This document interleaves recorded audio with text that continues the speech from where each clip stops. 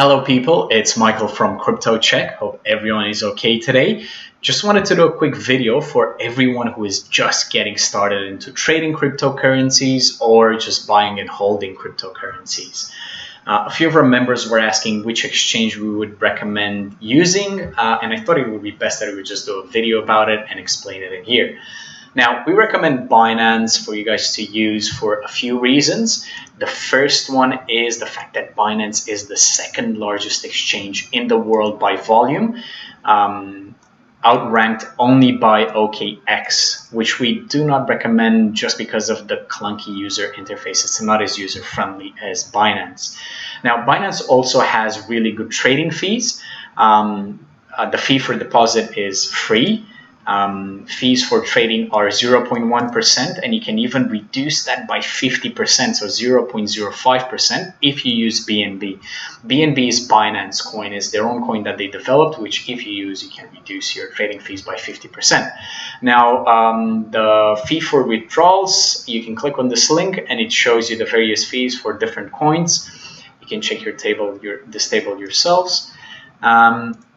Now, you can access Binance in three different ways. First of all is the web browser. Second of all is the desktop app, which I have right here. And third of all is the mobile app, which is quite handy. And I would recommend using it when you're not at your computer. Now, I'm not going to go in depth into how to use the web browser version. I'm not a fan of it. I would much rather prefer using the desktop app, and let's face it, whenever I'm not at my desktop, I do have my phone in my pocket or somewhere close by, so I do prefer using that. Now, I'll quickly go through the desktop app. I've just set up an account to showcase a few things and explain a few trades and whatnot, so I don't want you guys to see our main account with the main trades in there. So anyway, you have your markets tab, you have your exchange tab in here, which is going to be your main tab, the main one that you use. Of course, your funds tab, which you're going to be checking quite often. I've only deposited 3 BTC. Now, you have your deposits and withdrawals as well. Now, into the exchange tab, here on the left, you have your favorites. So you can mark coins as your favorites, so you can watch them in here. You have pairs with Binance coin, pairs with BTC, pairs with Ethereum, and pairs with Tether. Now, let's just pick a coin, say ONT. If you want to add it to favorites, you just right-click on it, add to favorites. Once you do it, it will appear in here, and these coins you can just remove by obviously right-click and delete from favorites. Now, let's go to ONT. So in here, this is the main graph. You can change the different candlesticks to 2 hours, 4 hours, 1 hour, 5 minutes. You have tools in here if you want to do a bit of TA yourselves. Different tabs in here. You'll mainly be using candlesticks and depth. This one shows you the volume, buy volume and sell volume over here. So when there's a massive buy wall, you do know what's happening there. By the way, this doesn't show you the hidden orders, and I'll talk about that in a second. So in here, main chart, you can add volume. You can add a few indicators that Binance has generously given us. You can add your stochastic RSI and a few other things. So down here, you have your open orders. Obviously, I don't have any. It's a new account. Trading history, don't really have any. Up here on the right, you have your sell book. So everyone who's selling is going to look in here whenever you're selling. You're going to look at this table. If you're buying, you're going to be looking at this table. That's the value that the coins are being bought at, how many of them, and how much that is in Tether. Now, in here, you have your trade history, so previous purchases and sales that were done. In here, you have the different types of orders. You can change in between buy and sell by just clicking this button. If the order that you'll be using the most is a limit order, let's just give it a try. Let's say I want to buy 10 ONTs. At what price? I can click in here, the different price that I want. If I click in here, it will automatically populate this price field. So let's say I feel like the price is going to drop, so I'm happy with 193. I'm going to buy 10 of them. It gives me the total value in Tether. and I can just hit buy. Once I hit buy, the order is placed in here, and it also shows up in my open orders. I can see the pair, the type, if I'm buying or selling, the price that I'm buying at, how many, and the percentage of filled. So this is really useful. Is the order that you'll be using most of the times. The second type of order, I'll cancel that. The second type of order is a market order. Now, market orders are used when you're in a rush. Why are you in a rush? Well, let's say you feel like you just found a good news article, you feel like the price is going to skyrocket, you really want to buy ASAP. If you put in a market order, then that means that you're buying, let's say, 10 ONT.